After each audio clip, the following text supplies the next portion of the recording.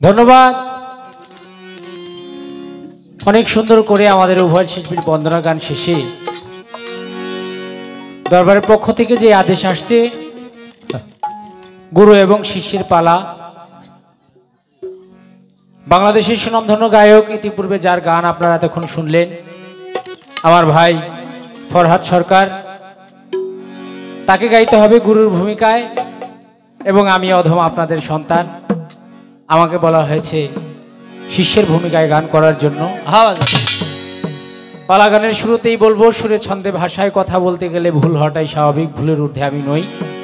তাই ভুল ত্রুটিগুলো ক্ষমার দৃষ্টিতে দেখে দোয়াদানে বাধিত করবেন, যেন শিষ্যের পালা নিয়ে কিছু কথা আমি আমার গুরুজির কাছে আজকে জানতে বুঝতে পারি, এবং আমার যত তরিকার ভাই বোন আছে তারা যেন সেই কথাগুলো শুনে সেগুলো আমল করে তারাও একজন গুরুকুলে যেন আসতে পারে, সেই দোয়া দয়া আশীর্বাদ কামনা করে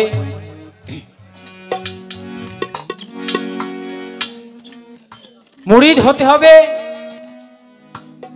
মুরিদ ছাড়া আসলে কারো কোনো উপায় নাই, কারণ মুসলমান শব্দের অর্থই হচ্ছে আত্মসমর্পণকারী। যে ব্যক্তি আত্মসমর্পণ করলো সেই ব্যক্তি মুসলমান হইল, যে ব্যক্তি আত্মসমর্পণ করলো না সে পূর্ণাঙ্গ মুসলমান হতে পারলো না। তাই মুসলমানের প্রথমেই শুরুটাই হচ্ছে আত্মসমর্পণ আমাকে করতে হবে। আত্মসমর্পণ করব কার কাছে? আল্লাহর কাছে। আল্লাহর কাছে আমাকে আত্মসমর্পণ করতে হবে। কিন্তু আল্লাহ আল্লাহ বলে ডাকি, কোনদিন কি আল্লাহ আমাদের সামনে এসে বলবো, এই যে পাপেল আমি তোর সামনে আল্লাহ আসছি, আমার হাত ধরে আত্মসমর্পণ কর? বলবে কোনদিন? না, কোনদিনও বলবে না। বলবে কে? আল্লাহর যারা আল্লাহওয়ালা বান্দা, যারা অলি পর্যায়ের মুর্শিদ, তারা। তাদের কাছে কি আমাকে তার হাতে হাত দিয়ে আত্মসমর্পণ করতে হবে। কেন এই কথা বললাম? কোরআন মাজিদে সূরা ফাত্তার 10 নম্বর আয়াতের মধ্যে আল্লাহ তাআলা বলেন, ইন্নাল্লাযীনা ইউবাইউনাকা ইন্নামা ইউবাইউনাল্লাহা ইয়াদুল্লাহি ফাওকা আইদিহিম। এই যে ইয়াদুল্লাহ, এই ইয়াদুল্লাহ শব্দের অর্থই হচ্ছে হাত। আল্লাহ তাআলা বলেন যে হে মুমিনগণ, তোমরা যেই হাতের উপর হাত দিয়ে বায়াত গ্রহণ করেছো, নিশ্চয়ই জানিও এই হাতের উপর আমি আল্লাহর হাত নিহিত আছে। সুবহানাল্লাহ, সুবহানাল্লাহ। তাহলে আমি আমার বুচাই চাঁদের হাতে, আমার আবুল চাঁদ, আজিজ চাঁদ, আমার কোরবান চাঁদের হাতে, পাশান চাঁদের হাতে হাত দিলাম। এই হাত শুধু তার হাত নয়, এই হাতের উপর আল্লাহর হাত নিহিত আছে। সুবহানাল্লাহ। তাই অবশ্যই একজন পীর মুর্শিদের গোলামি আমাকে করতে হবে, মুসলমান হইতে হবে।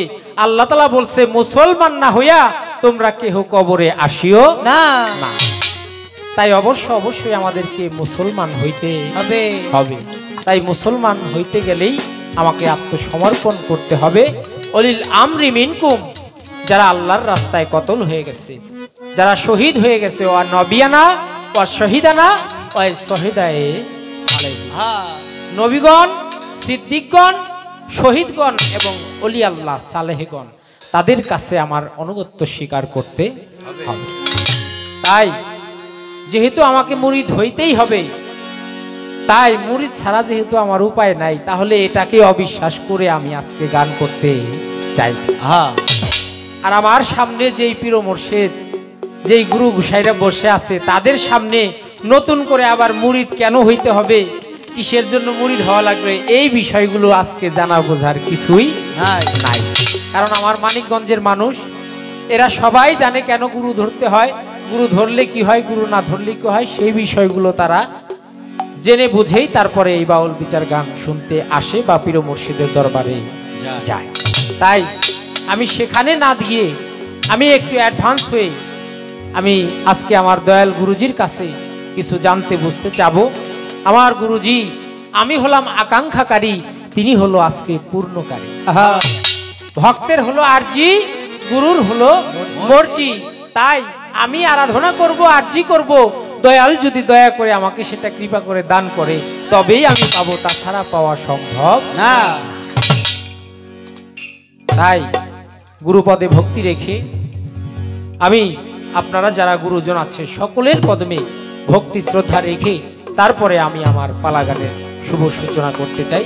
আপনারা সবাই আমাদের জন্য দোয়া করুন।